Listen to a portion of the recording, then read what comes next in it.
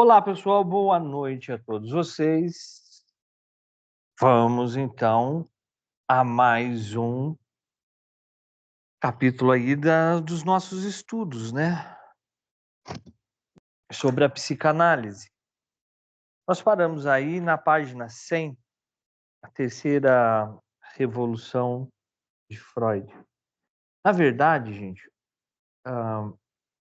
dizem que a humanidade tem 3 feridas narcísicas. O que é o narcisismo, né? É só dando uma passada por cima, para a gente entender. O narcisismo é um processo patológico em que o meu ego se torna voltado para ele mesmo. O ego, se eu for descrever para vocês, fazer um gráfico, o ego tem que ser reto, sempre subindo, sempre amadurecendo, sempre evoluindo. Alguma coisa acontece na vida do indivíduo em que esse ego, de vez de expandir, ele volta para si mesmo e o meu único objetivo na vida é olhar para o meu próprio umbigo, olhar para mim mesmo, né?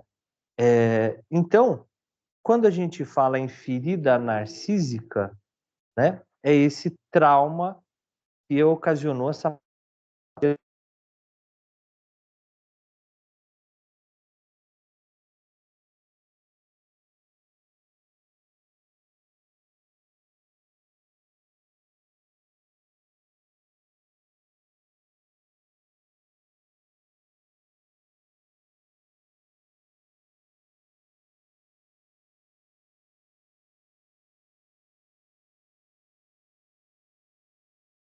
Perdão, gente, deu uma falhada aqui para mim, mas já retornamos. Muito que bem. Então vamos ver quais são essas feridas narcísicas da humanidade, né?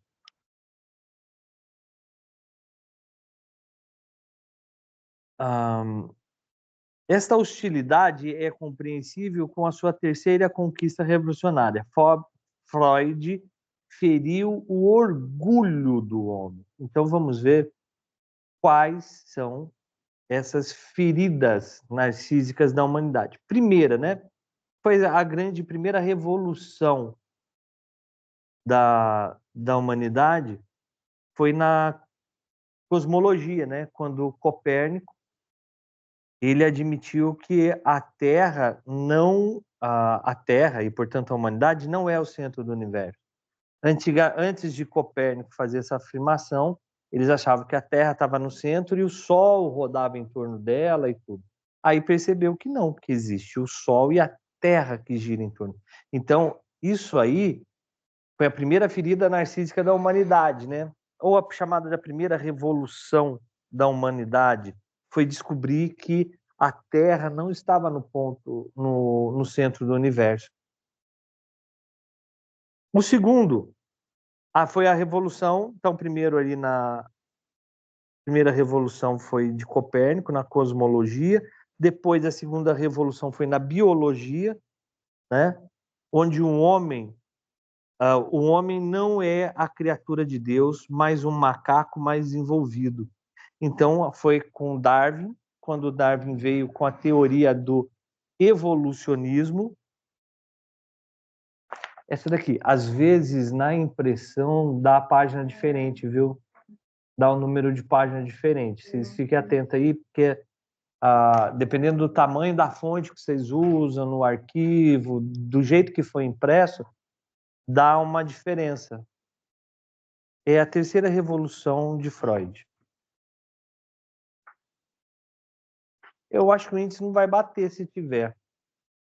É mais fácil você procurar pela gravura mesmo. Ó.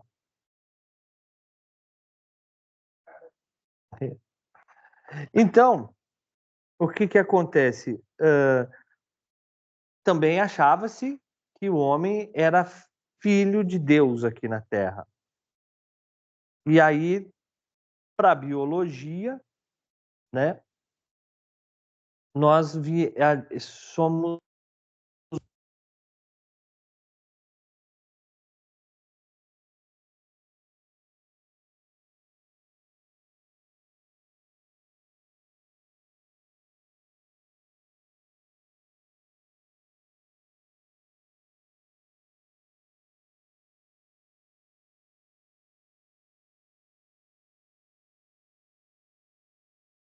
Gente, vocês me perdoem, é que aqui em Taubaté está chovendo e nós estamos com uma instabilidade no sinal aí, tá? Então, Darwin veio e falou que nós não éramos fruto divino, mas sim uma descendência, uma evolução do macaco. Na verdade, os cientistas vieram apurando isso, né? Nós somos os primos do macaco, nós somos uma espécie de símios também e fomos evoluindo, tanto que existem vários tipos de hominídeos, né? Por aí que são não é parente nosso agora, mas é de outra espécie de humano. Então foi evoluindo, né? E nós temos, depois da revolução da genética, né? Nós descobrimos, né, da engenharia genética, comparando os genes do macaco com os genes do ser humano, nós temos 98% de genes igual ao do macaco. Só 2% que é diferente.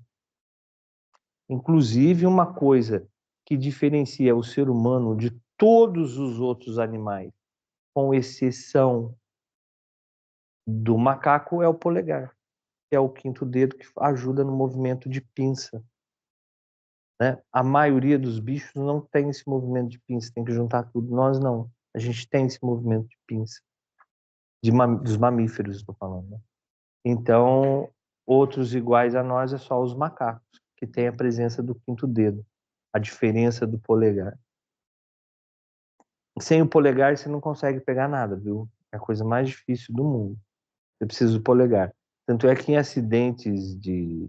qualquer tipo de acidente, né? Eles tentam preservar ao máximo o polegar e algum dos outros dedos, porque aí você cria o movimento de pinça, né? E aí você não perde a funcionabilidade da mão. Quando quando há amputação do dedão, muitas vezes eles tiram o dedão do pé e implanta aqui, porque aí você não perde o movimento de pinça. Então nós tivemos aí a primeira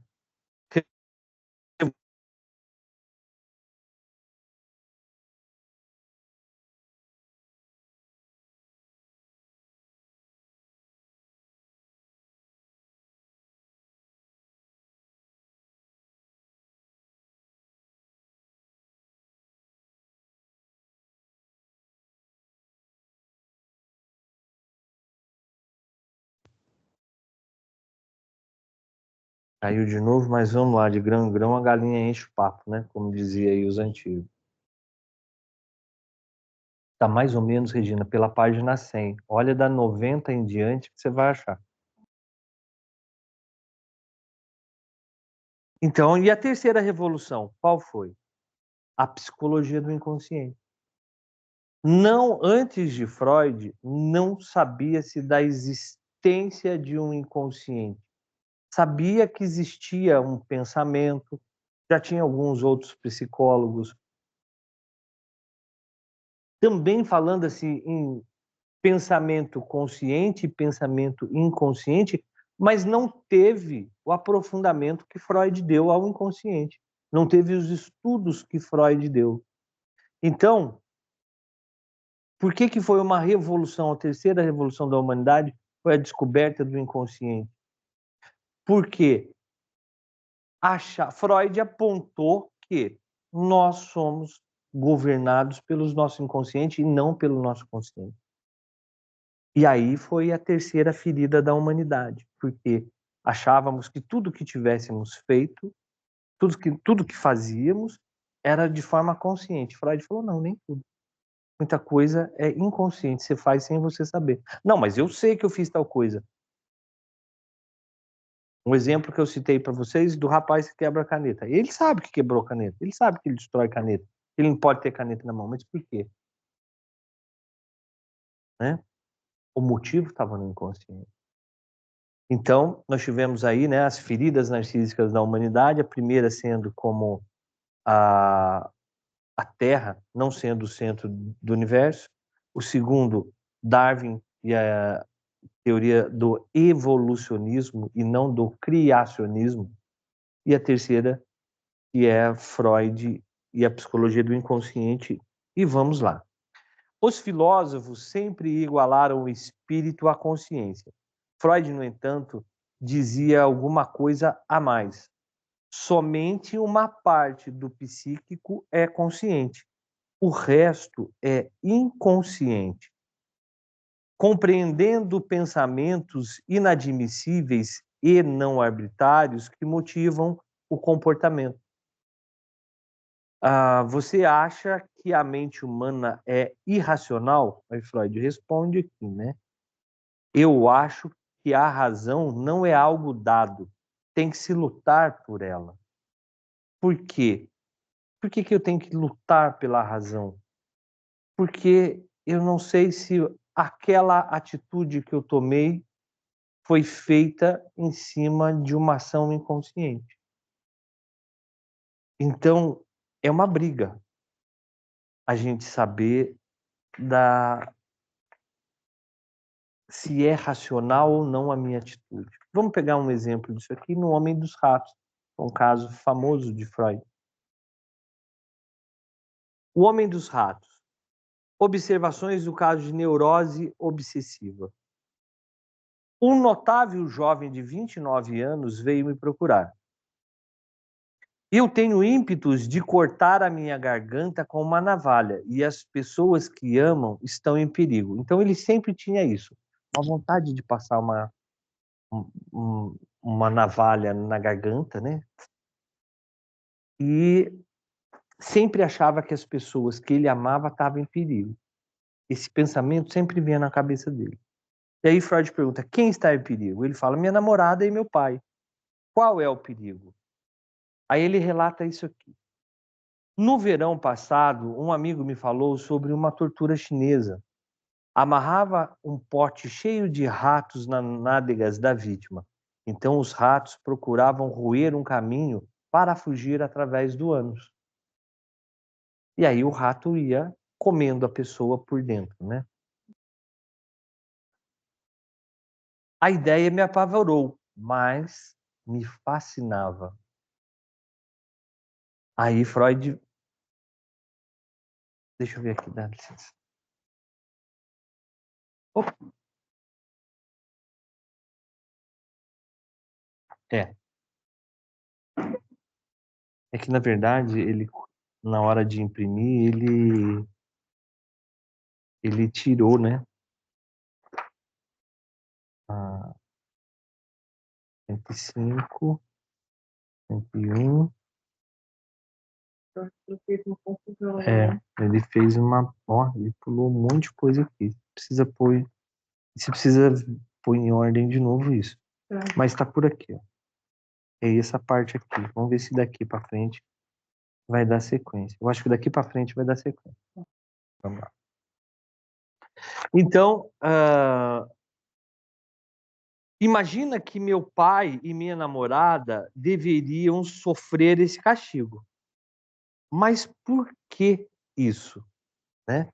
Então, Freud pergunta para ele, mas por que isso? Ele fala, imaginava que meu pai e minha mãe, meu pai e minha namorada, deveriam sofrer esse castigo.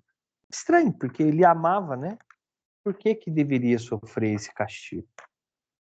Alguns dias antes de ouvir a respeito da tortura, o paciente perdera seus óculos.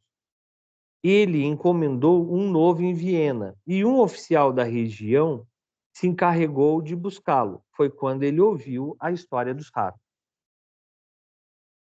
Se eu não reembolsar o dinheiro desse oficial, meus queridos pais serão castigados. Mas ele já estava convencido ao contrário. Mesmo que eu pague, eles serão castigados de qualquer modo. Aquela forma que ele pensava. Ele ficava naquele negócio, eu preciso pagar o oficial, porque senão meu pai e minha mãe vai ser castigado. Não, mas se eu pagar mesmo assim, eles vão ser castigados. Meu pai e minha namorada. É aquela história da pessoa que tem TOC, transtorno obsessivo compulsivo, que dá, vamos supor, ele tinha um caso que a mulher ia fazer arroz e ela tinha que dar 34 voltas no arroz para um lado, 34 para o outro. Por que isso? Porque senão ela achava que o arroz estaria envenenado. Que era uma forma de desenvenenar o arroz. Então, o neurótico obsessivo, que é hoje a psiquiatria chama de transtorno obsessivo compulsivo, quem sofre disso, ele tem um tipo de pensamento que é negativo, que é repetitivo, e esse pensamento, para se livrar desse pensamento, ele arranja um artifício meio que mágico, né? Por exemplo, ela tinha a sensação de que o arroz seria envenenado. Então, ela dava 37 voltas para um lado, 37 voltas, que era um recurso que ela tinha para perder essa sensação de que o arroz estava envenenado e estava tudo bem, todo mundo podia comer. Se ela não desse 37 voltas para um lado, 37 para o outro, 34, aliás, voltas para um lado, 34 para o outro, isso, ela ficava com aquela sensação que alguém ia comer o arroz e ia morrer. Obviamente, mais tarde, né, ela conta que viu um colega engasgar na escola e aí ele ficou roxo e aí as criançadinhas gritando, até que a tia veio, catou, levou, foi aquela correria e ela não sabe com que ele engasgou, mas ela olhou no chão e viu arroz. Então a criança assimilou o arroz como sendo um perigo. Ela, quando criança, assimilou isso como sendo um perigo. E como foi algo traumatizante, isso ficou na cabeça dela. Para afastar o perigo, o homem dos ratos se impusera um ritual, um bizarro ritual, tão complicado que era impossível de acompanhar. E o Freud envolveu e começou a desenhar mapas para se dar roteiros, como se fossem roteiros de viagem.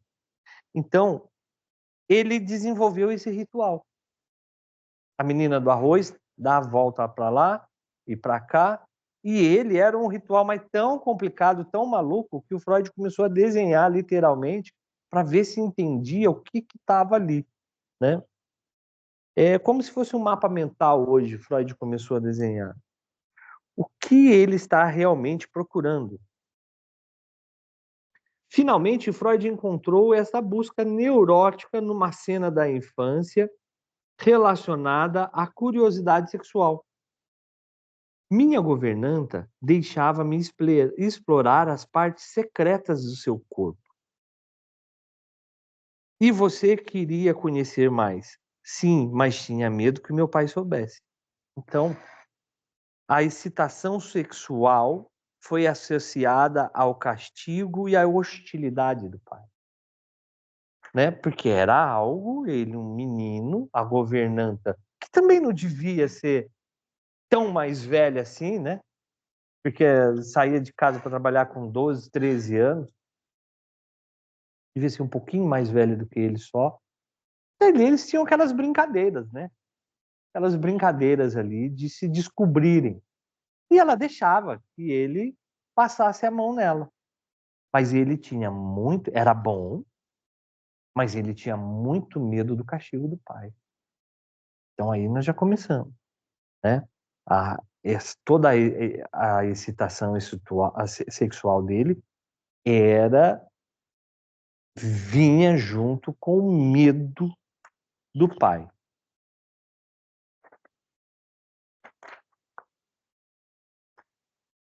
Essa fixação de infância foi elucidada por um dos rituais do Homens do Rato. Então, ele criou um ritual para isso. Quando ele praticava, quando se preparava para uma prova. Então, quando ele ia estudar para uma prova, ele tinha medo de ser reprovado, ele tinha medo do castigo do pai, né? Toda aquela angústia vinha à tona. Então, o que ele fazia? com aquela angústia que vinha, né? Ele criou um ritual para dissipar essa angústia. O que que ele fazia então? Ele ficava acordado todas as noites até meia-noite ou 1 da manhã, até a hora em que meu pai poderia aparecer. Como eu não conseguia mais estudar, eu abria a porta para deixá-lo entrar. Voltando pelo hall, eu acendia todas as luzes. Me despia, olhava meu pênis no espelho. Então, isso que ele arrumou para sair do medo. Primeiro, ele ia lá, né, abria todas as portas, acendia as luzes, chegava em frente do espelho e ele ficava pelado. Seu comportamento mostra os dois desejos contraditórios, a Freud interpretando. Um, para impressionar o seu pai de um trabalho árduo, que era o fato dele acender as luzes e ficar até tarde estudando, para ele falar para o pai dele chegar e falar, nossa, está tudo aceso, porque o meu filho está estudando. Então ele queria impressionar o pai com isso. E o outro para se rebelar contra o seu pai, que é a masturbação mascarada. Por quê? Ele tinha medo que o pai pegasse ele lá com a empregada. Para rebelar contra o pai, ele ficava lá pelado, que era nada mais, nada menos do que se masturbar, né, de uma outra forma. Ele ficar olhando o próprio pênis. E tipo assim, não gosta da minha masculinidade, vai me punir porque eu tenho a minha masculinidade, porque eu fico excitado? Então, eu vou mostrar para você, eu vou ficar pelado. Eu vou ficar peladão aqui. Quero ver o que você vai fazer. Né? Então, primeiro ele acendia as luzes, deixava todas as portas abertas, o pai dele chegar e ver que ele estava estudando, mas ao mesmo tempo, ele tinha raiva do pai dele, ele tinha medo do pai dele. E aí, esse ato de ficar nu frente ao espelho era o era a rebeldia, né, para rebelar contra a autoridade paterna. Eu tive um caso aqui interessante. Um,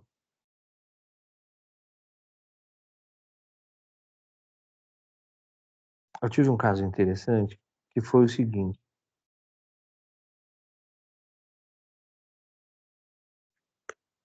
Nós pegamos na análise didática de uma aluna, em que ela falou muito assim, coisas que ela tinha muito desejo sexual e que o marido não dava conta do fogo dela, mas como se fosse algo normal. Ela achando que esse apetite sexual era algo normal dela. E aí eu orientei aprofundar nessa questão. A aluna que estava como terapeuta aprofundar nessa questão. Aprofunda porque isso é estranho. Qual é a natureza da mulher? O apetite sexual mais aflorado é no homem, por causa da testosterona, as questões hormonais. A mulher tem um apetite sexual, uma libido sexual mais diminuído, a gente sabe disso. É a natureza da mulher e a natureza do homem. Então não é tão normal assim. Isso me chamou atenção. E aí a gente isso foi aprofundando,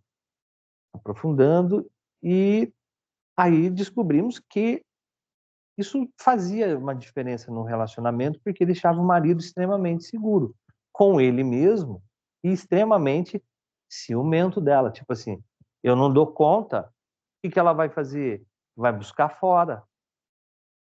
Só que ela não ia, ela cobrava uma postura, um desempenho melhor do marido. Então, fica-se ali. Aí, mas criou esse negócio no casamento. Né? Poxa, eu não dou conta, você vai sair com outro. Não, não quero outro, eu quero você, mas eu sei que tem que me satisfazer. E aí nós vamos aprofundando. E olha que interessante que nós chegamos, né? Nós descobrimos que o pai dela era extremamente castrador, ela não podia fazer nada, o que fazia era escondido, ela e o irmão. Ela escondia do pai O pai extremamente machista, o irmão homossexual, mas o pai até hoje não sabe. O irmão foi morar fora do estado, muito longe, porque para que o pai não soubesse, para ele poder viver a sexualidade dele. E era aqueles pais extremamente autoritário mesmo. Marcava o horário para chegar. Você está chegando 5 horas, você sai da escola às 5 horas, 5h20 você tem que estar em casa. 5h21 você não entra mais. Né? Então, era extremamente assim, apertado. Esse tipo de roupa você não põe, esse tipo de roupa não é para mulher, isso é de vagabunda, isso aqui é puta que usa. Vai usar batom, é coisa de piranha. Então, ela lembra que ia para a escola, usava o batom das amigas, né? E quando ela tinha um dela, ela deixava com uma amiga e usava a amiga, guardava, depois lavava tudo para chegar em casa, né? A menina gosta de se maquiar e tudo, mas se maquiava na escola, né? No caminho, e passava na casa de uma amiga, elas se maquiavam, trocavam de roupa, ia para a escola, depois voltava, né? O sino batia, meia-noite, e voltava, tudo virava abóbora de novo. E foi assim por muito tempo. Para namorar foi um sufoco, mesmo só depois dos 8 anos. Não que ela não tivesse dado uns beijos escondidos no colégio, porque sempre dá um jeitinho nisso. E qual é o sinônimo de liberdade para as mulheres, né? Que foram muito castradas? Você não quer que eu transo? Você não quer que eu dou? O seu medo, você me prende, porque você tem medo de eu ficar grávida? Porque esse era o medo? Ficar grávida solteira? Agora eu tô casada, agora eu vou dar até falar chega. Então agora ninguém me segura. Na verdade, toda essa libido, todo esse tesão, toda essa energia sexual era o desejo de ser livre, de poder fazer aquilo tudo que ela queria. Só que entrou numa bola de neve tão grande que foi o quê? O marido, por ciúme, começou a fazer a mesma coisa que o pai fazia: prender. E quanto mais o marido prendia, mais vontade ela sentia. Né? Era mais ou menos que nem aqui no caso dos homens do Ra. Né? Obviamente que quando a gente colocou isso em pauta na frente dela, ela se chocou e falou: mas como que eu nunca percebi isso? Né? E não, você estava envolvida no processo. Aliás, para eu saber o tamanho da ilha, né, o que dizem, eu tenho que sair da ilha. Eu só sei o tamanho da ilha depois que eu saio dela. Então, só sei do que eu estou com problema, muitas vezes, depois que eu saio dele. Né? Então, quando isso veio à tona, e aí começamos um trabalho com relação ao pai. Né? De falar, de colocar para fora, de expor a raiva que tinha dele, de como era o comportamento dele em casa, e aí foi se quebrando, e ela foi ficando mais em paz, porque aí chegou com o marido e conversou e explicou isso para ele. Ela falou assim: eu tenho um problema, você não tem problema, o problema sou eu. E até então achava que o problema era do marido. Né? Não, você não tem o problema. O problema sou eu. Você me dá um tempo para me curar. Aí o marido relaxou, ficou mais seguro. Ela falou: também não vou sair transando com todo mundo. Eu quero ter liberdade. Eu quero... Mas eu nunca te prendi. Depois que você vê que essas coisas, é que eu ficava com medo. Então, eu queria saber onde você estava, onde você foi, com quem você foi, porque, ué, não apagava seu fogo, vou saber se você queria apagar fora. Aí conversou, se entendeu, o marido liberou, vai trabalhar, vai estudar, vai fazer o que você quiser. Né? E aí ela começou a trabalhar, ela começou a sair, começou a ter amizades. Aí ela começou a praticamente, vamos falar assim, a viver, a ter aquele tipo de vida que ela queria. Né? Ah, eu vou viajar, vamos, marido. Ah, não, vai ser com as amigas. Tudo bem, mas você não quer ir mesmo? Eu não quero, vai. E aí isso foi dissipando e voltou ao estado normal. Né? Então, no Homem dos Ratos, aqui era mais ou menos a mesma coisa que ele fazia. Muitas vezes nós cometemos alguns atos nas nossas vidas que são nada mais, nada menos do que uma tendência a quebrar a autoridade paterna. Por exemplo, você pega um pai que é muito seguro, muito assim, muito que é muito mão de vaca, que tudo está controlando, apaga a luz, desliga o gás, não sei o quê, bababá, não joga comida fora, que não sei o quê, fecha a torneira, conta, 2 minutos, você está no banho. Se a criança cresce para quebrar isso, ela faz justamente ao contrário. Tudo que pega gasta. É uma das hipóteses. Tudo que pega gasta. Aí não segura nada. Né? É uma forma de quebrar aquele padrão do pai, quebrar aquela austeridade do pai. Vamos lá. Aí ele fala, mas meu pai já morreu faz 9 anos. Aí o Freud fala, poderia ter me dito isso antes. Mas o que acontece? Era pior do que ele imaginava, porque o pai já estava morto e ele continuava fazendo isso. Até então, achava-se que o pai estava vivo, né? O pai já estava morto e ele continuava acendendo as luzes e ficando pelado na frente do espelho.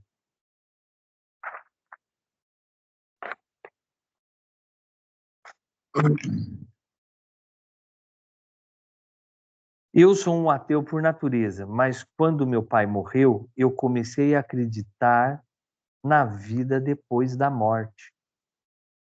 Por quê? Aí a gente tá vendo ele lá escondido e o pai levantando aí do túmulo. Por quê? Porque ele tinha a sensação tão nítida que o pai estava ali, que ele começou a acreditar que o fantasma do pai estava vindo, que a presença do pai estava ali. Mas, gente, isso é o que a gente chama de pai, mãe entronizado. Ele está dentro de nós de uma forma tão grande que eu não consigo me livrar dele. Mais para frente aqui, nós vamos ver um exemplo de uma moça que entronizou a mãe de uma forma muito grande, né? Chegando ao ponto de se tornar masoquista. E aí nós vamos ver. Então ele tinha essa presença do pai, né? Ele abraçou uma nova crença para se proteger de uma velha, de que seu pai, mesmo depois de morto, interferiria na sua vida. Tanto era o medo que ele tinha desse pai. No início do desenvolvimento sexual do Homem dos Ratos, foi ligado às mais profundas dúvidas. Quando tive minha primeira ereção, fui queixar-me à minha mãe. Mas que é isso, cara? De qualquer modo, eles conhecem todos os seus pensamentos. Ele tinha essa coisa de que achava de que os pais conheciam tudo o que ele pensava. Tanto que quando ele foi falar para a mãe dele: "Nossa, tá esquisito isso aqui, o que que tá acontecendo comigo?", né, ele ficou na dúvida: "Mas será que ela já não sabe disso?". E aqui eu tenho um caso interessante para contar para vocês, que foi o seguinte: tinha um rapaz que estudava numa escola e tinha uma vizinha que também tinha um filho na escola, mas ele era uma vizinha muitas ruas lá atrás, que nem tinha contato com a família, com a mãe, né, essa vizinha, a mãe sabia que a vizinha morava lá por baixo e tinha um filho na escola. Como ela não podia buscar o filho na escola, certo dia ela falou para essa vizinha: "Olha, dá uma olhadinha no fulano de tal para mim, que ele vai e volta sozinho. Se acontecer alguma coisa, você me fala". Então a mulher de longe vinha olhando o menino junto com os outros meninos, né, que era caminho da casa dela, o menino entrava em casa e ela seguia em frente. Um belo dia ele chegou em casa, a mãe dele estava já no portão esperando ele chegar. E aí Já começou. Por que você brigou na escola? Eu vi que você brigou na saída da rua, que não sei o quê, não sei o quê, não sei o quê. E ele tinha brigado com o menino. Não chegaram a sair na porrada, mas discutiram. Essa mulher, mais do que depressa, né? As tia do... É que hoje em dia nem tem WhatsApp. Naquela época você não precisava nem de WhatsApp, né? Ela já passou lá e já falou: ah, seu filho brigou lá no portão da escola, mas tá tudo bem, não se pegaram na porrada, não. Né? Mas ele não sabia disso. Aí a mãe falou para ele. A mãe falou para ele. Aí ele falou assim: mas como que a senhora viu? A senhora não estava lá? É mentira. Aí ela falou assim: eu sei de tudo que passa com você. Tudo que acontece com você, eu fico sabendo porque tem um fio invisível aqui, ó, de mim ligado em você, que sai da minha barriga e liga em você. Eu sei de tudo que acontece com você. Ah, pronto. Ali ele não teve mais paz na vida dele por um bom tempo. Por quê? Ele ficava totalmente enrijecido na escola, ele não falava com ninguém, ele se fechou. Né? Quando ele não entendia a matéria, ele ficava tenso, porque ele achava que ia chegar em casa, a mãe já sabia, ia brigar com ele. Então ele tinha aquela sensação de vigilância da mãe 24 horas por dia.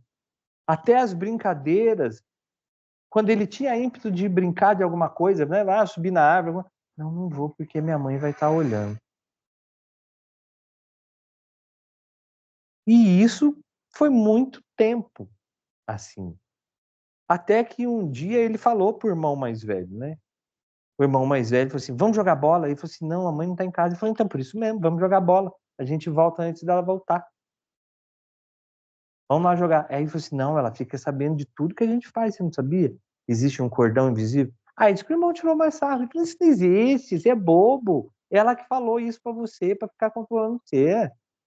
Aí ele falou assim: mas ela ficou sabendo que eu briguei na porta da escola. Ele falou: foi aquela mulher, mãe do fulano, que passou aqui e contou pra ela. Aí, pô, foi liberdade, né? Mas por muito tempo isso causou um dano nele. E ele cresceu inseguro, né? Com essa sensação de que alguém sempre estava vigiando ele ali.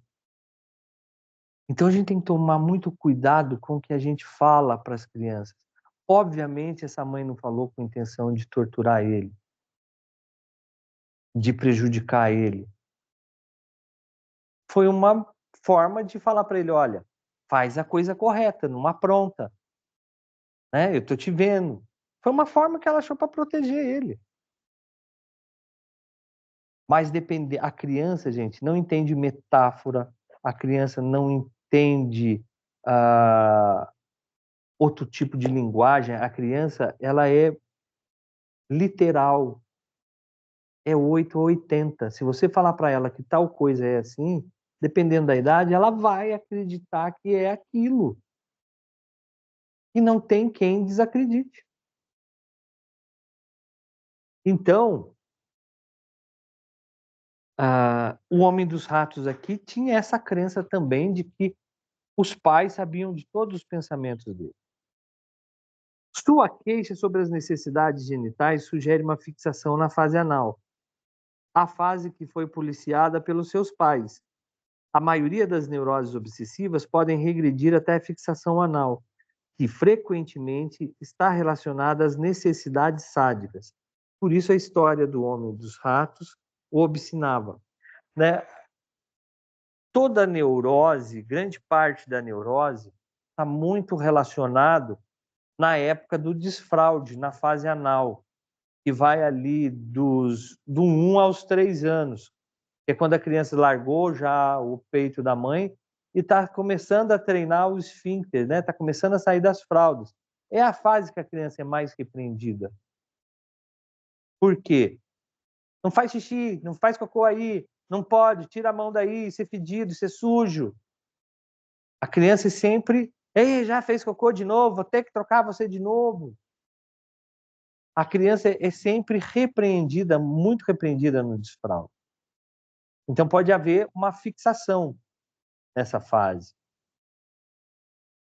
Investiguem qualquer neurótico obsessivo ou alguém que tem um transtorno obsessivo compulsivo vai olhar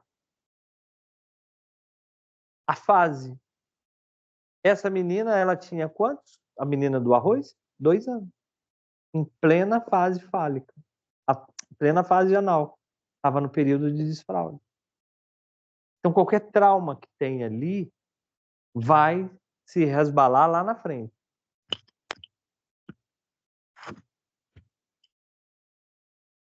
Mas se seu pai morreu, sua namorada viajou, por que você se preocupa com a segurança deles?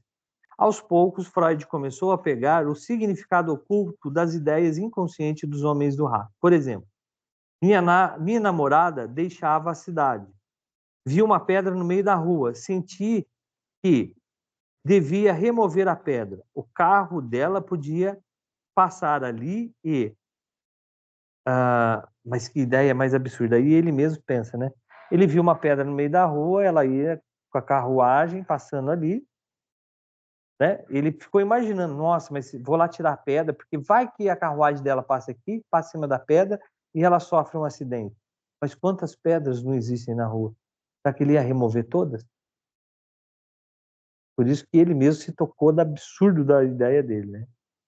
E assim ele se sentiu voltado a recolocar a pedra exatamente onde estava. Você retirou a pedra para protegê-la ou para reprimir um desejo de ferir a sua namorada?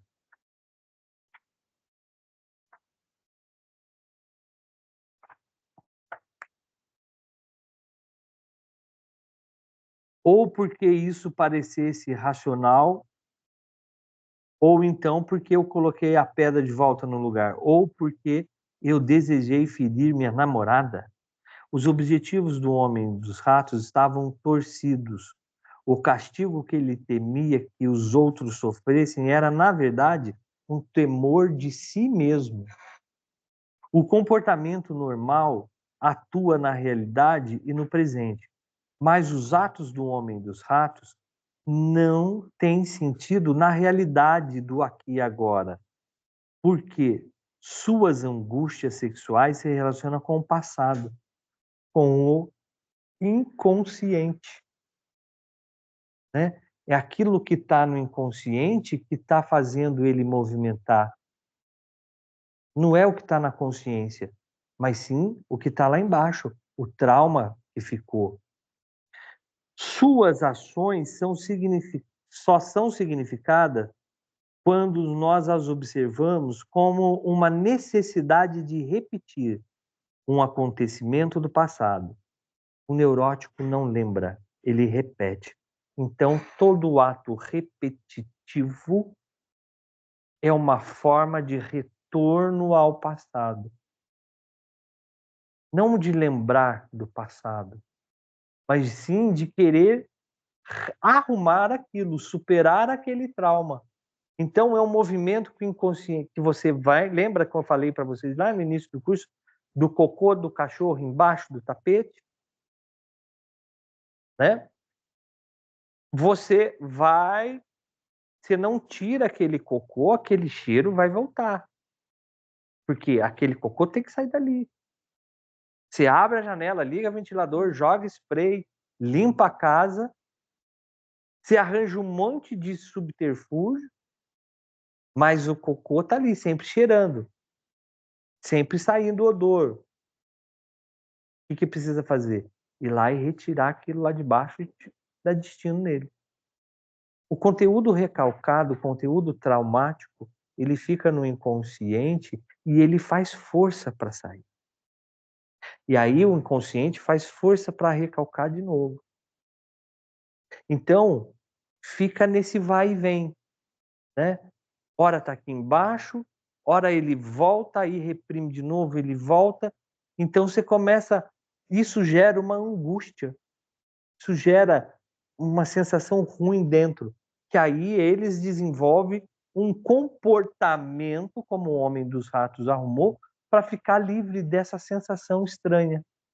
A menina mexia lá 34 vezes o arroz para ficar livre daquela sensação estranha,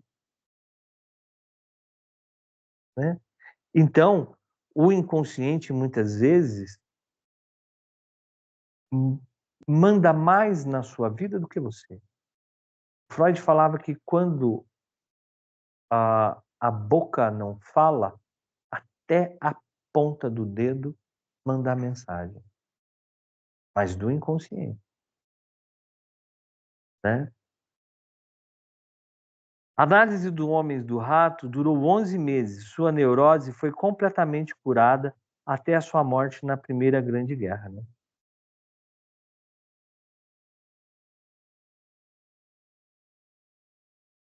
É que, na verdade, né, o Homem do Ratos aí, ele temia o castigo de si próprio, né? E o castigo do pai, na verdade, por ele ter experimentado, né, aquelas experiências sexuais lá com a governanta.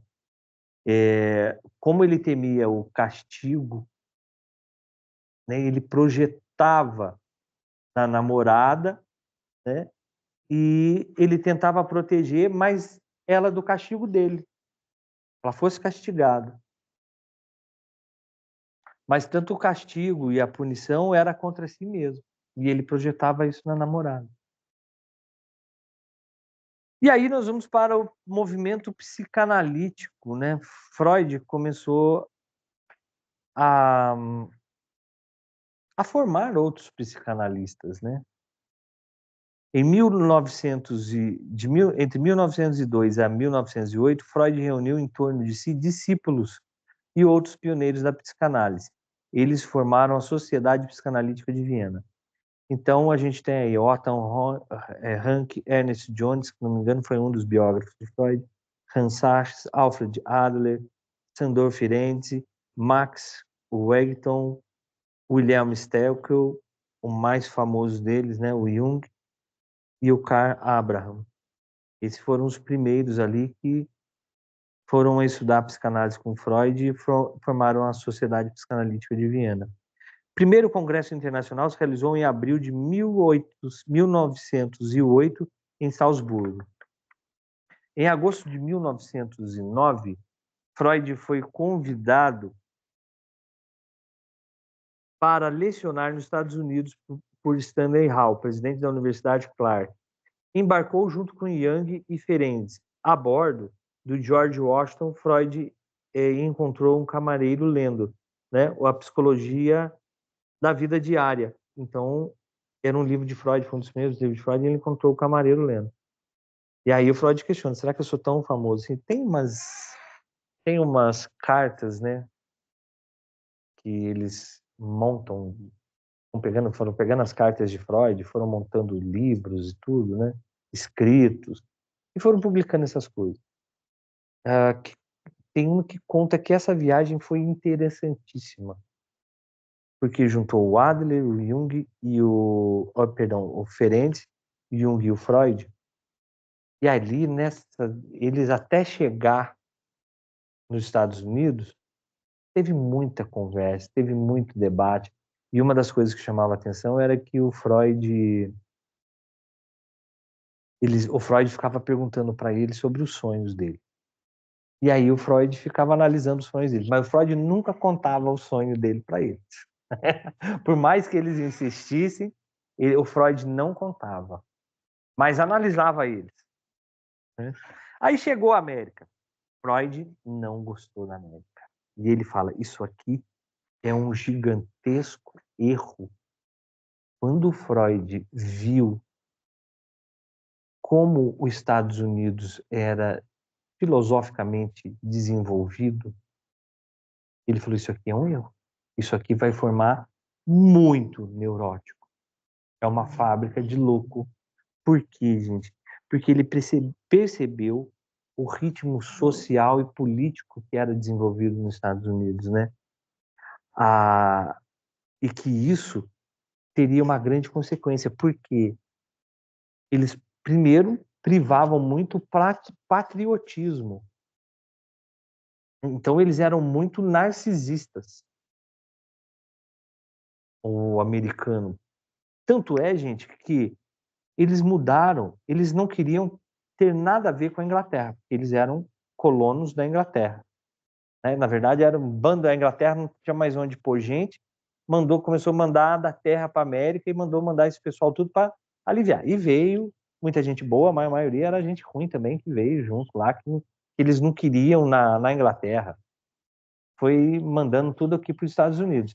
E aí, esse povo que chegou aqui falou: vocês não querem a gente, então nós vamos montar um país, mas nós não vamos ter nada a ver com vocês.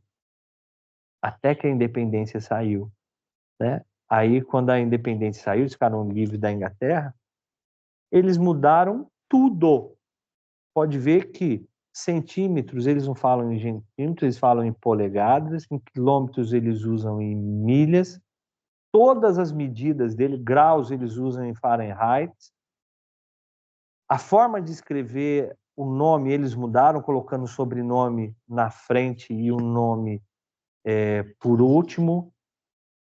Eles mudaram tudo, eles não queriam o mínimo de ligação com a Inglaterra. Então, Freud, percebendo aquilo, falou assim: esse povo aqui é muito narcisista. E uma sociedade pautada no consumo. Porque já eram consumistas, a Revolução Industrial, né? E compra aquilo tudo acontecendo. Isso, o Freud olhou e falou assim: isso aqui, Deus me livre, isso aqui não vai dar certo.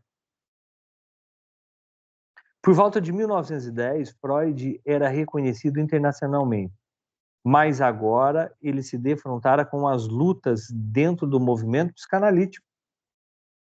Diferenças teóricas levaram a Freud a se separar dos seus mais velhos discípulos, como Adler, Stengel, Jung e Rank. E vocês estão vendo aí um monte de punhal, né?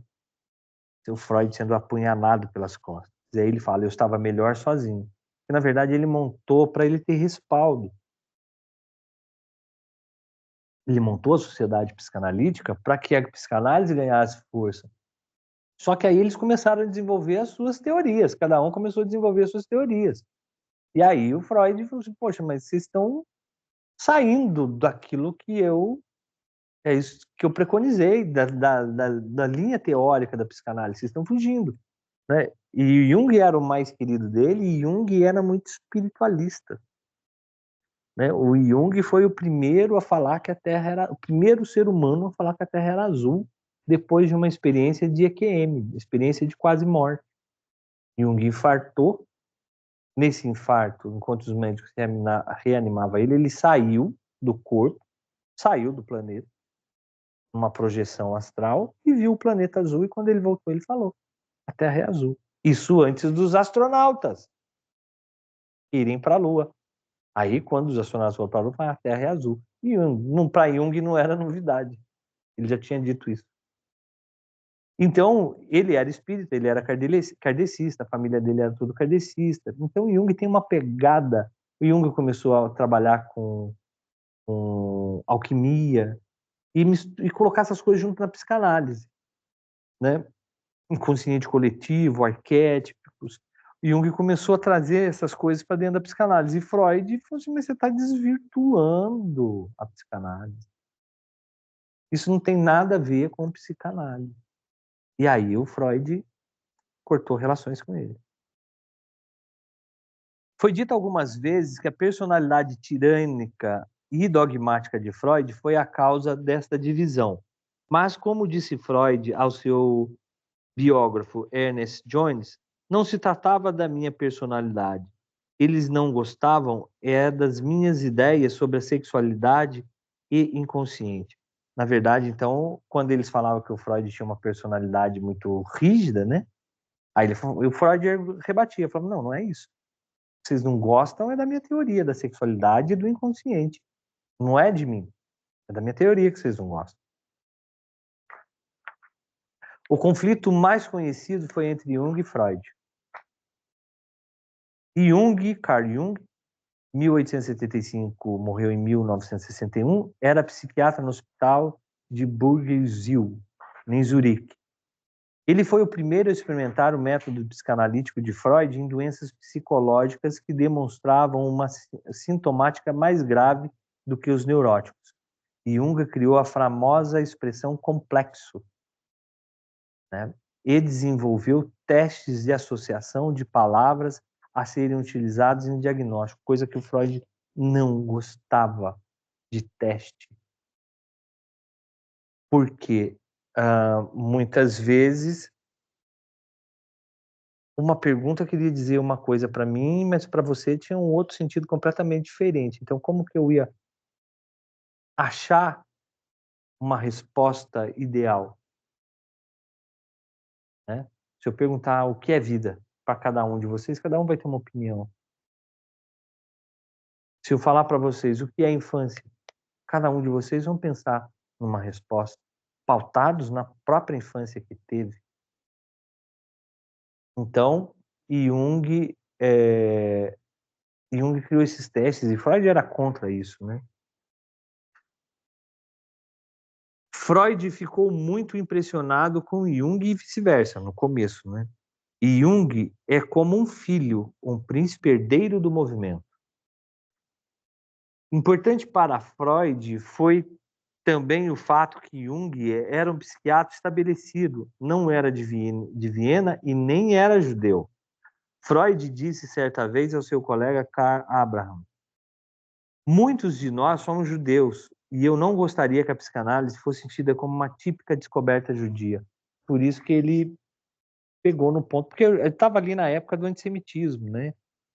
Contra os judeus, logo depois estourou a Segunda Guerra Mundial, e teve aquilo tudo contra os judeus. Então, Freud tinha medo de que a psicanálise fosse vista como algo da teoria judaica, assim como a Cabala. A Cabala é judaica, vem do judaísmo, né? Então, ele não queria que isso fosse visto como algo místico, religioso, mas sim que a psicanálise fosse tida como uma ciência. Então, ter alguém que não era judeu dentro respaldava a psicanálise. Mas no início da amizade, Jung confessou seus sentimentos confusos para Freud. Minha veneração por você é algo semelhante a um êxtase religioso. Embora isso não provoque nenhum mal, sinto-me que é desgostoso e ridículo por causa de um seu tom erótico subjacente. Quando eu estou falando erótico aqui, gente, nós estamos falando de eros, de amor. Jung amava Freud, não sexualmente, mas numa relação quase de pai e filho. Esse sentimento abominável se origina no fato de que, quando eu era um garoto, eu fui violentado por uma pessoa que antes me admirava. Então, Jung aqui confessa para ele que tinha medo de estar admirando o Freud, por quê? Porque ele foi abusado sexualmente, Jung foi abusado sexualmente por uma pessoa que ele admirava. Certamente, alguém próximo. A gente não tem desdobramento disso, mas certamente o próprio pai. Carta de Jung para Freud em 28 de outubro de 1907. Freud respondeu que uma veneração religiosa quase sempre terminava mal, em rebelião. Eu farei o possível para mostrar a você que sou inadequado como um objeto de culto. Freud para Jung em 15 de novembro de 1907. Essa história de pai e filho termina mal. A gente já viu lá no Complexo de Édipo. Em setembro de 1912, Jung foi a Nova York para dar uma conferência na Universidade de Fordham. Ele pensava que estava defendendo Freud, mas suas críticas aos conceitos fundamentais de Freud foram incisivas. O complexo de Édipo não é de importância primária. A obtenção de prazer não é idêntica à sexualidade. O conceito de sexualidade infantil é incorreto. A libido não deve ser definida sexualmente. Freud levou longe demais o conceito de sexualidade. E aí o pau torou, como diz o outro, né, entre eles. E Jung cortou as raízes da descoberta de Freud, as origens dos distúrbios neuróticos da infância e na sexualidade. Freud viu a independência de Jung como uma resistência ao desejo inconsciente de aniquilar o seu pai. Aí o Freud olhou para Jung e disse: mas, gente, o que ele está fazendo? Na verdade, igual o Homem dos Ratos fez aqui. O Jung estava fazendo com ele. Só faltava ficar pelado na frente do espelho, né? Então, porque o Jung fez essa admiração, comparou ele com o pai. né? Gostava dele tanto quanto ele gostava do pai dele. Teve essa projeção ali entre os dois. O pai de Jung talvez tenha abusado dele. E aí, o que ele queria? Acabar com o pai. Projetou isso em quem? Em Freud. Aquele paciente projetou na onde? Na caneta. Né? E para o inconsciente está tudo bem. Se o Freud, se alguém que representa o pai dele, não tem problema nenhum. As coisas não estavam bem quando Freud e Jung se encontraram em uma conferência no Munique Park Hotel em novembro de 1912.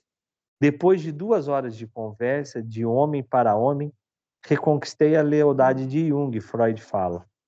Mas a pequena vitória de Freud não acabou com a tensão, porque durante o almoço, repentinamente, Freud caiu no chão desmaiado.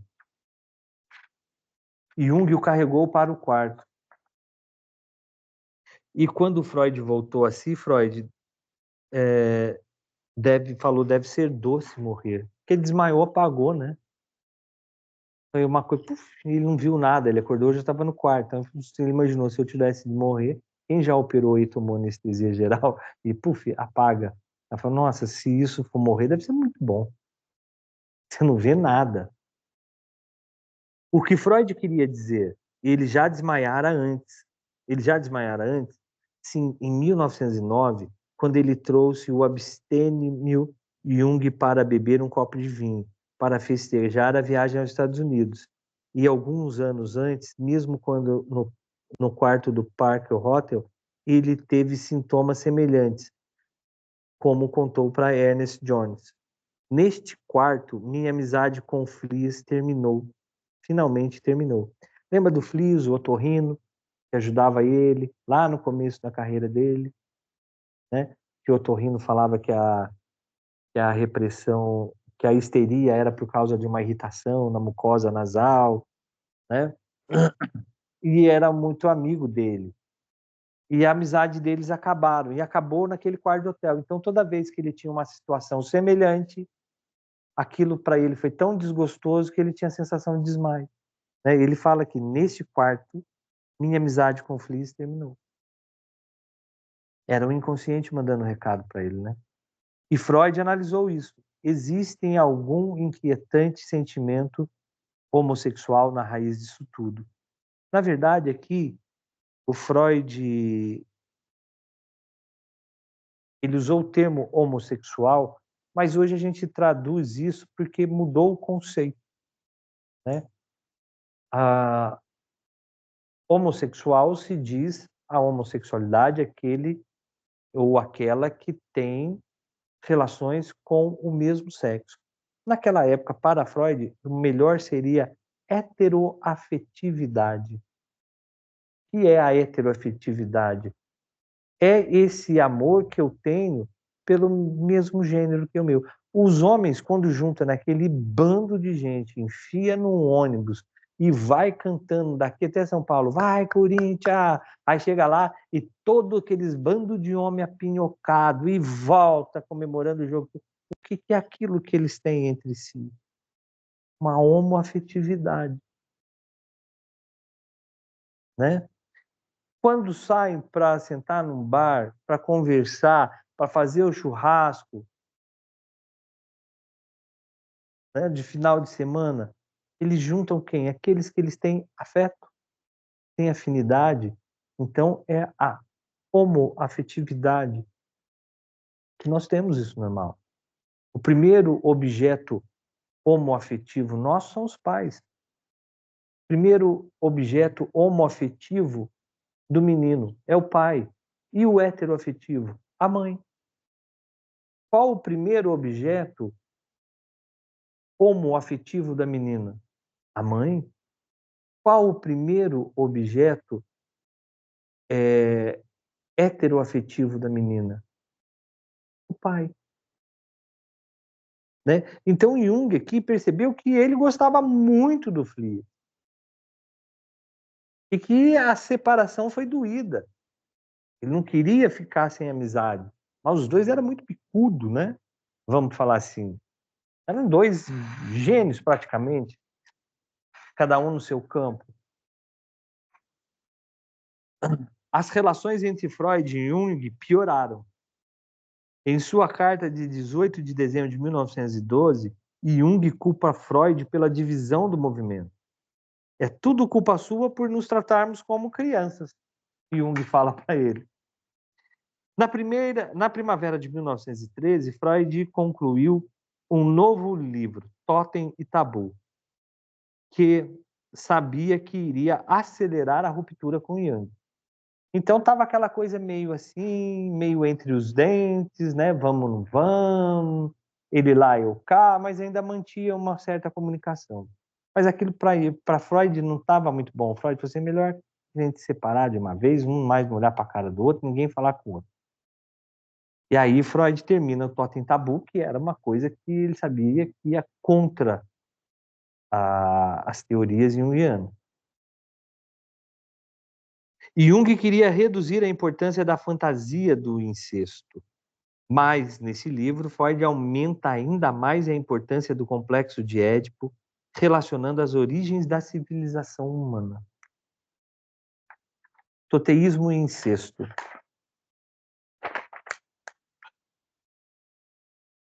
O totem representa o espírito ou ancestral de uma tribo e é comumente simbolizado por um animal que não deve ser matado nem ferido. O toteísmo está ligado com a exogamia. O que é exogamia, né? É o cruzamento entre não parênteses, né? Entre, eu não posso, o incesto é o cruzamento entre parentes próximos de primeiro grau. A exogamia é isso, é fora, né?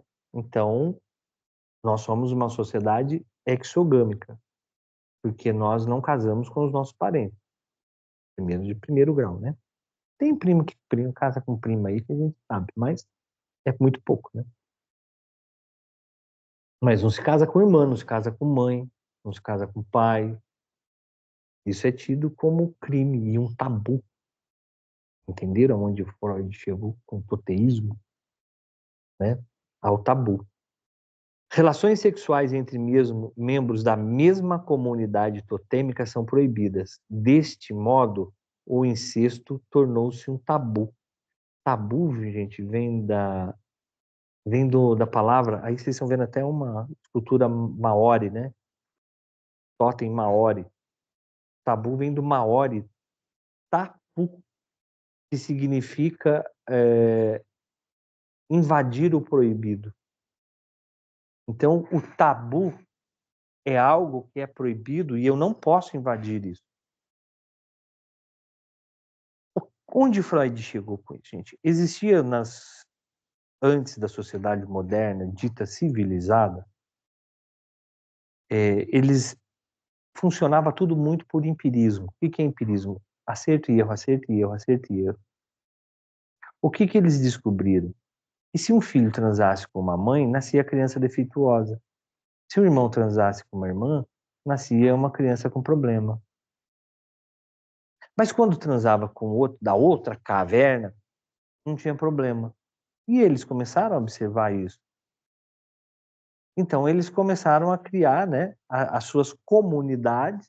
Cada comunidade tinha, para se identificar, tinha um totem. Geralmente era um animal. Então, a comunidade da águia não podiam casar com a comunidade da águia, mas podia casar com a comunidade da raposa, com a comunidade do urso, com a comunidade do tigre. Se você pertence à comunidade da águia, não pode casar, né? E isso se tornou um tabu, o incesto. Por que o incesto é proibido? Naturalmente, não é por causa de uma razão biológica, mas de propósito estritamente social, né? O Freud começou a olhar também a questão da convivência social. A sociedade só começa a funcionar quando as relações entre as diferentes famílias são instituídas através das leis sexuais. Então, aí eles começaram a perceber o quê? Que quando começaram a misturar as famílias, isso começou a desenvolver. A sociedade começou a evoluir, né? Você não pode casar com sua irmã. A gente está vendo ali, né? O homem da caverna. Ou com qualquer parente fêmea. Pertence àquele clã, aquela comunidade da águia, não pode. Ninguém aqui dentro pode casar entre si. Só pode casar com outros. A troca sexual é a base da cultura da civilização. Você deve oferecê-la a uma outra família. Então, aquilo, né? Pegava a menina daqui, oferecia pro cara de lá, pegava o cara de lá, oferecia para cá, e aí tendo essa troca. E aí a sociedade foi civilizando e se desenvolvendo. Porém, uma vez por ano, mata-se o animal, totem, e depois ele é comido. Rituais fúnebres seguem um período de selvagem alegria. O que significa a morte ritual dos ancestrais totêmicos? No toteísmo, precisa abarcar ainda um outro mito mais profundo, o mito original. Segundo Darwin, os primeiros homens semelhantes aos macacos viviam em pequenas hordas, denominadas por um patriarca e sua mulher. A disputa das mulheres acabou levando os mais jovens a matar e a devorar o mais velho. E é assim que ainda funciona, né? No reino animal, só que nós fomos evoluindo. O sentimento de culpa que se seguiu a esse original crime de piano resultou nas leis totêmicas que proibiram o crime e o incesto. Então, eles criaram toda essa lei, toda essa estrutura de ordem, né, de famílias, de comunidades, de estabelecer ali um símbolo para aquela família, para que eles se identificassem daquela família, né? Depois isso vem substituindo, veio com nome, sobrenome, né? Ah, a família dos fulano, família dos Beltrano, né? Então, se você é Beltrano, você não pode casar com Beltrano, você só pode casar com fulano, com ciclano. Mas Beltrano não pode, né? Então aí criou-se isso.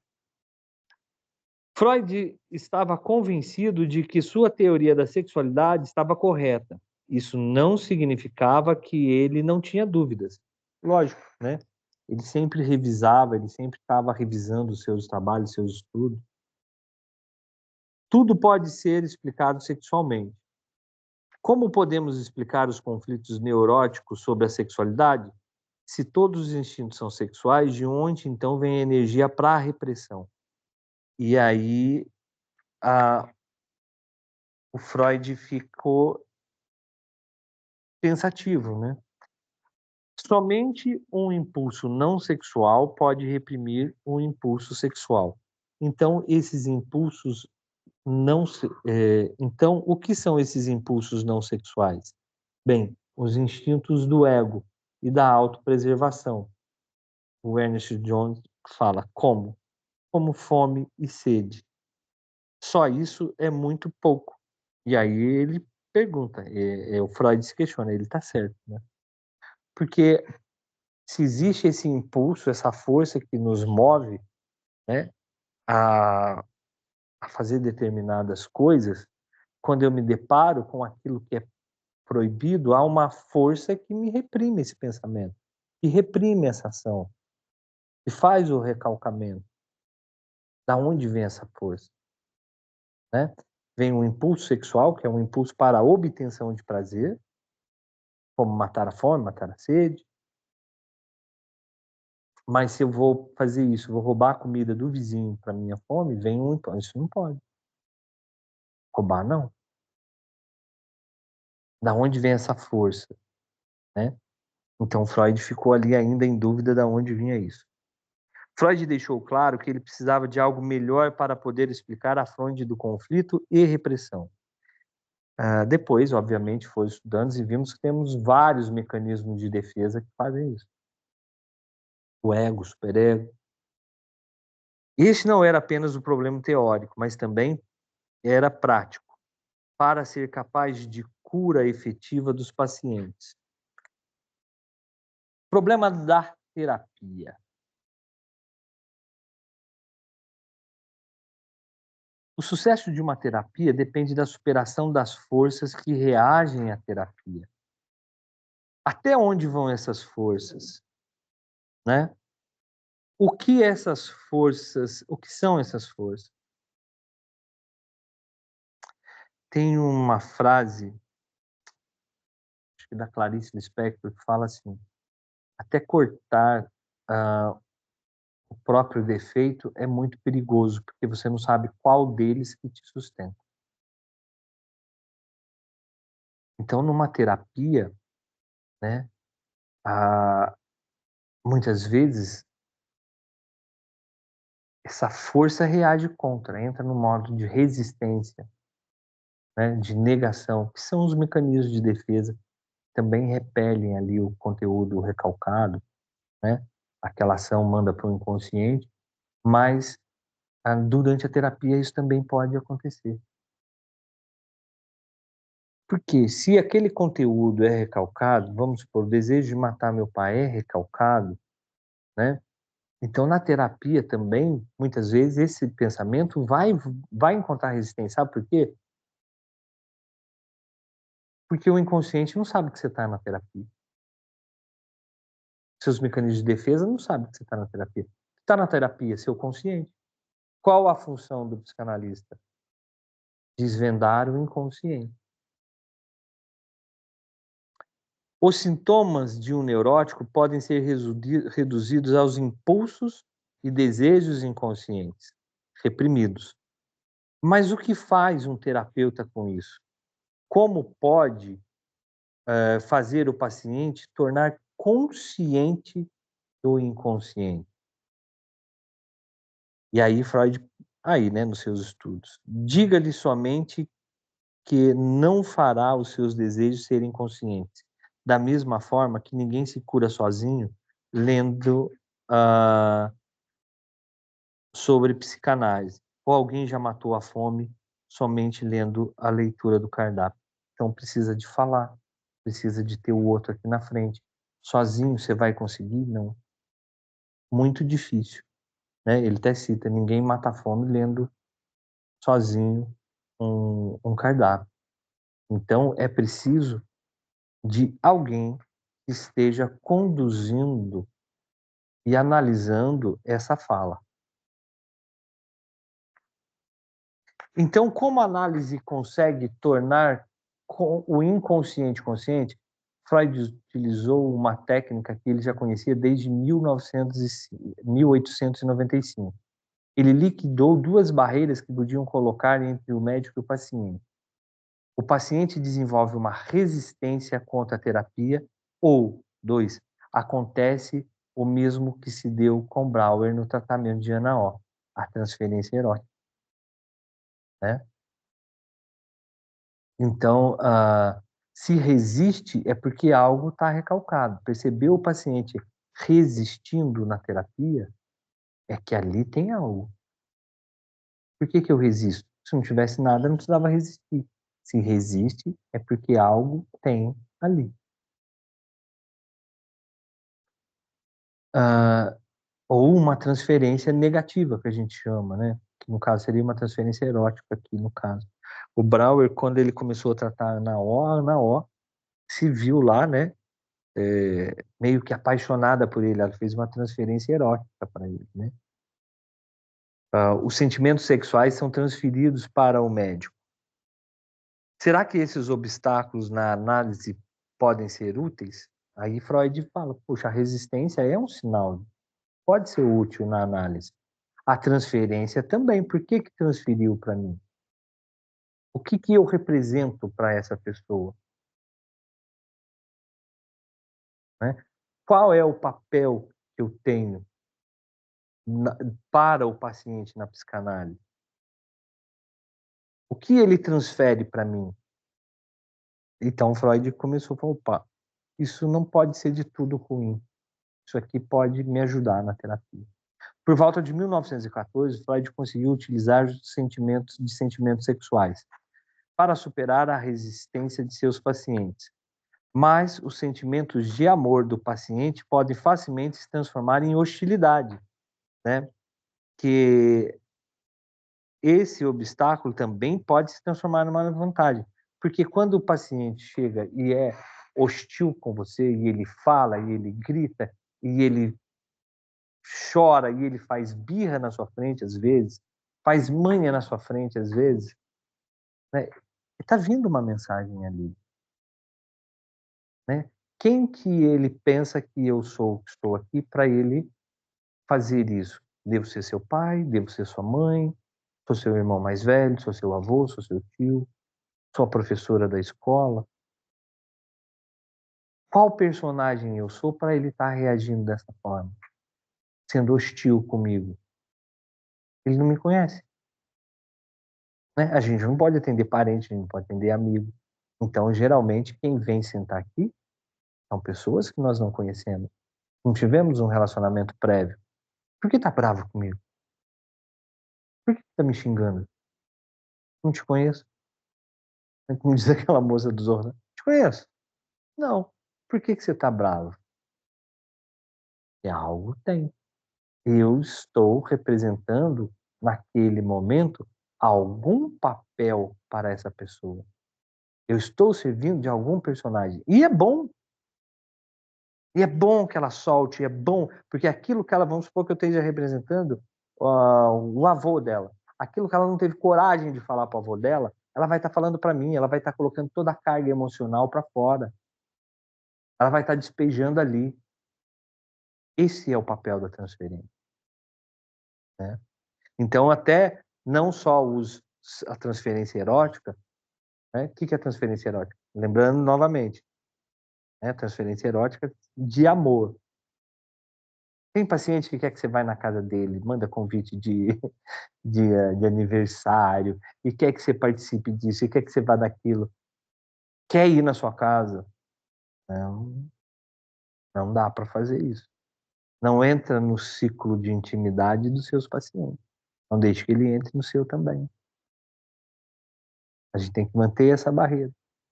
Porque senão eu perco a imparcialidade. Eu vou numa festa de casamento, ele me convidou. Chego lá, eu vejo a mãe, vejo o pai, vejo como ele trata ele, vejo como trata aquilo, como trata aquilo. Né? De repente, a mãe é uma pessoa muito boníssima, muito querida. Você já cria um vínculo com aquela senhora. Aí já, nossa, aí já ferrou tudo. Né? Você cria amizade com um, cria amizade com o outro. Senta para beber com o cunhado. Começa a falar do Corinthians. Ah, pronto. Você se tornou íntimo da família. Aí, quando ele estiver falando da mãe, quando ele estiver falando do cunhado, você gosta da mãe, você gosta do cunhado. Mas ele tem um ranço com a mãe, ele tem um problema com o cunhado. E aí, será que essa sua imparcialidade vai ser 100%? Ou o seu inconsciente vai falar assim, mas ela é uma senhorinha tão boazinha, será que ela é tudo isso mesmo? Então não dá, né? Mas a transferência é uma boa ferramenta para nós. Como a transferência de hostilidade pode ajudar o analista a quebrar a resistência? Vejamos novamente o caso dos homens e dos ratos. Durante a sua análise, a certa altura, ele começou a transferir hostilidade. Ele começou a ficar bravo com Freud. Ele insultava Freud e se negava a deitar no divã. Você interfere na minha vida sexual do mesmo jeito que eu, né? PDP do meu pai, vamos falar assim. E aí Freud fala para ele, por que você não se deita? Não é nada gentil eu me deitar enquanto eu te insulto. Aí Freud fala, e só por isso que você não se deita? Bem, sim, né? Então Freud percebeu que ele transferia para ele a mesma hostilidade que ele tinha do pai, o mesmo problema que ele tinha do pai, ele transferia para o Freud. O Homem dos Ratos acabou confessando que tinha medo que Freud o encastigasse pelos seus insultos. O mesmo medo que ele tinha dos pais. Deste modo, mesmo a transferência de sentimentos hostis pode ser importante. Por quê? Porque ela representa uma neurose em miniatura do presente, né? Então ele traz aquilo lá de trás para frente. Ele traz um pedaço daquela neurose aqui na sua frente e solta. Freud afirma que o neurótico repete ao invés de lembrar. Ele repete porque alguma coisa do inconsciente, recalcada no passado, cria uma resistência ao relembrar. Mas quando se repete, sentindo-se no presente hostil em relação a Freud, tal sentimento pode ser agora interpretado e virar-se uma lembrança real. Somente quando o material inconsciente se revela como uma vivência durante a análise, na forma da segunda neurose, pode ser trabalhado. Esse processo Freud deu o nome de neurose de transferência, que pode ser curada. O que é a neurose de transferência? Né? É isso. É quando o paciente vem e transfere para você alguma coisa que estava recalcado lá no fundo. Ele traz, xingando o homem dos ratos, xingando Freud. Era o que ele tinha vontade de fazer com o pai dele. Ele tinha medo que Freud castigasse pelo insulto. Então, todo aquele sentimento ali de raiva e de medo era um pedacinho do que ele sentia. E ele trouxe isso para a terapia. Ele conseguiu fazer ali. E aí, então, se observou isso e traz. Então, quando o paciente começa a resistir, quando o paciente começa a fazer transferência negativa ou erótica, né, é um bom sinal. Quando ele usa mecanismos de defesa, é um bom sinal. Eu marco ali. Aí, se o assunto estiver sendo pai, mãe, infância, sei lá qual é que for o assunto, a gente viu que resistiu, a gente não dá sequência, a gente toca o barco. Outro dia a gente volta naquele assunto, né? Eu sei que ali tem ouro. Sei que ali naquele, embaixo daquele tapete tem coisa. Então eu marco um X, né? Eu marco ali o assunto que a gente estava falando e que o paciente apresentou essa transferência negativa ou transferência erótica ou alguma coisa e depois a gente volta nesse assunto. E aí a gente vai. Se ele resistir de novo, a gente vai comendo pelas beiradas. Ah, tá falando do pai? Começa a falar do avô, começa a falar do tio, começa a falar dele como pai, se ele for pai já. Como é você ser pai? Aí ele vai falando e fazendo. Você acha que você é um pai igual ao seu? Aí você começa a abordar o pai dele sem ele perceber. Né? Então a gente para aqui na página 129. Semana que vem nós damos sequência. Boa noite a todos vocês. Se alguém tiver alguma dúvida, é só me falar. Tchau, gente. Boa noite para vocês. Boa semana aí. Tchau, boa noite.